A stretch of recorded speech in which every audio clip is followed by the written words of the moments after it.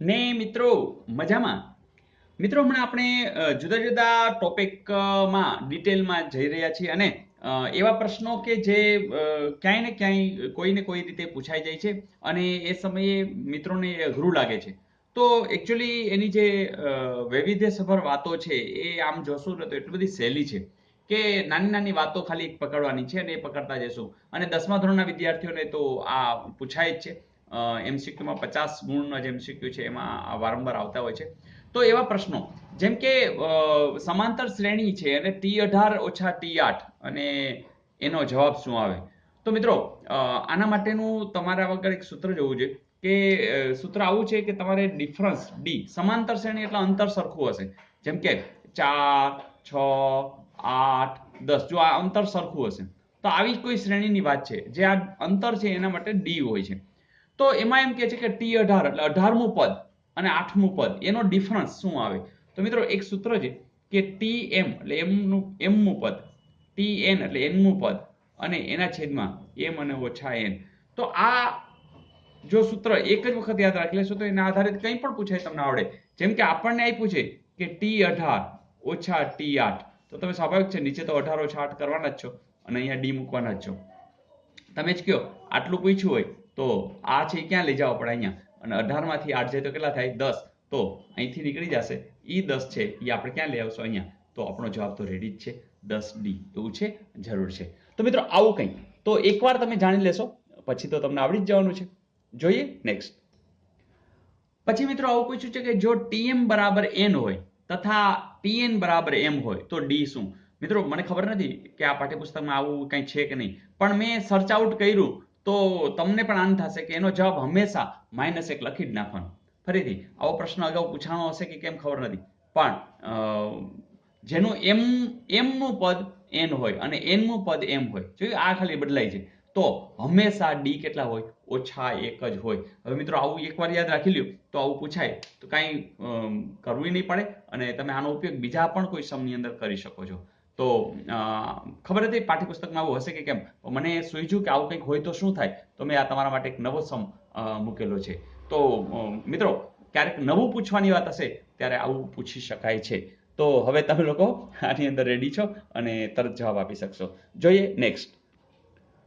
પછીના પ્રશ્નમાં SM એટલે તમને જે સમાંતર શ્રેણી આપી ને એમાં S એટલે સમ સરવાળો તો m પદોનો સરવાળો એનો જવાબ n આવતો હોય અને પછી એટલા જ n એટલે કોઈ સંખ્યા હશે એટલા n પદનો સરવાળો m આવતો હોય તો S m પ્લસ n એટલે કે આ m અને n કોઈ સંખ્યા છે એનો સરવાળો કરે તો એટલા પદ સુધીનો સરવાળો કેટલો થાય.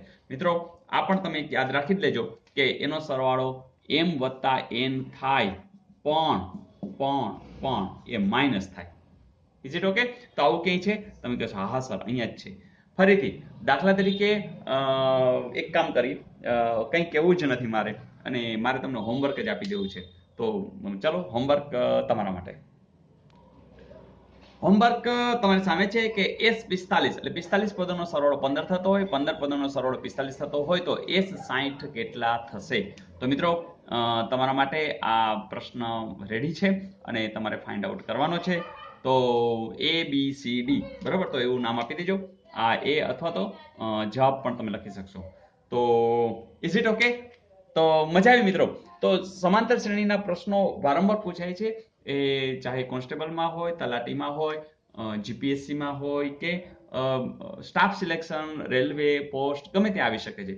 તો આ પ્રશ્નો બરોબર સમજો અને આના ઘણા બધા ઉદાહરણો તમે સર્ચ કરજો પ્લેલિસ્ટની અંદર છે કે અગાઉ જે પૂછાયેલા પ્રશ્નો છે બોર્ડની અંદર એ પણ ઘણા બધા મૂક્યા છે.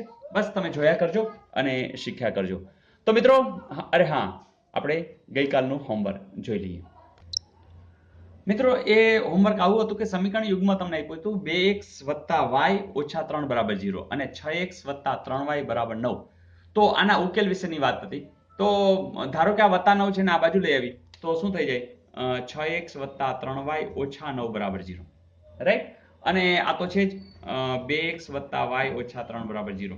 મિત્રો તમને ખબર છે કે આ a કયો b કયો અને c કયો બરાબર a1x + b1y + c1 = 0 આ જે પ્રમાણિત રૂપ છે એની સાથે સરખાઈ એટલે a1 b1 અને c1 એ જ રીતે a2 b2 અને c2 તો એનો જે આપણે ગુણોત્તર લઈએ એ જોઈએ.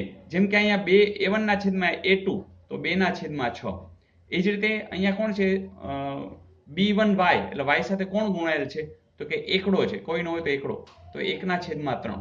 અને અહીંયા c1 એટલે -3 છે અને c2 એટલે કે -9 છે. ટૂંકમાં આ જે છે એમાં તમે જોશો તો તમને સમજાશે. અહીંયા જો ઓછે ઓછે વત્તા થઈ જાય, 3 × 3 3 તેરી 9, 2 × 2 તો બધા સમાન આવે છે. 1 ના છેદમાં 3 બરાબર 1 ના છેદમાં 3 બરાબર 1 ના છેદમાં 3. આ તો મેં આવી રીતે કાઉન્ટ કર્યું, બાકી તમે આમ જોઈને જ ખ્યાલ આવી જાય છે કે ભાઈ આવું કંઈક છે.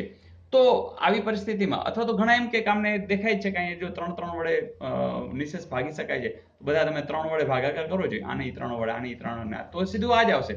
3 × 6 એટલે 2x બરાબર વત્તા y એટલે આખું સમીકરણ આ જ આવી જશે. કહેવાની વાત એ છે કે જ્યારે આવું હોય ત્યારે પરિસ્થિતિ એ હોય છે કે જે આલેખ છે એ આ પેલું જે સમીકરણ છે એ આ આલેખ થશે, બીજું સમીકરણ છે એના ઉપર પણ, એટલે કે બંને રેખાઓ એકબીજા ઉપર આવશે. અને આ જે ઉકેલ છે એને આપણે ખબર જ છે, એને અનંત ઉકેલો એવું કહીએ છીએ. ટૂંકમાં અહીંયા જે કંઈ x ની વેલ્યુ મૂકશો એ જ અહીંયા x ની વેલ્યુ માટે y સમાન જ મળતા રહેશે. એટલે કે તમે જે આલેખ દોરશો એ દરેક બિંદુઓ સમાન બિંદુઓ, એટલે કે આ જ રેખા મળ્યા કરશે બંને સમીકરણ માટે. અને એવા સમયે આપણે એના ઉકેલો કેવા કહીએ છીએ? અનંત ઉકેલો કહીએ છીએ. તો મિત્રો તમે લોકો આ બધું જાણો છો અને હવે માહિર થતા જાઓ છો. તો મિત્રો ઘણું બધું કરવાનું છે, પણ સ્માર્ટનેસ એ છે કે તમે દરેક સમને વિડીયો સ્ટોપ કરી અને ટ્રાય કરો. ટ્રાય કર્યા પછી જો તમે ગણશો તો એ તમને લોંગ મેમરીમાં એ રહી જશે અને તમને યાદ પણ રહી જશે. તો એનીવે નવું રોજ શીખ્યા કરશું. પણ હા, હોમવર્ક કરવાનું ભૂલાય નહીં, કોમેન્ટ લખવાનું ભૂલાય નહીં, મિત્રોને શેર કરવાનું ભૂલાય નહીં. કેમ કે આપણે છેવાડાના વિદ્યાર્થી સુધી પહોંચવાનું છે અને એટલા માટે તમારા બધાની હેલ્પની જરૂર છે. તો બસ મિત્રો, હું તમારા માટે નવા વિડીયોઝ મૂક્યા કરીશ, પણ તમે લોકો પણ આ વિડીયોઝને તમારા ગ્રુપની અંદર જરૂરથી શેર કરતા રહેજો. મિત્રો કાલે નવી તૈયારી સાથે મિલતે હૈ બ્રેક કે બાદ. આવજો.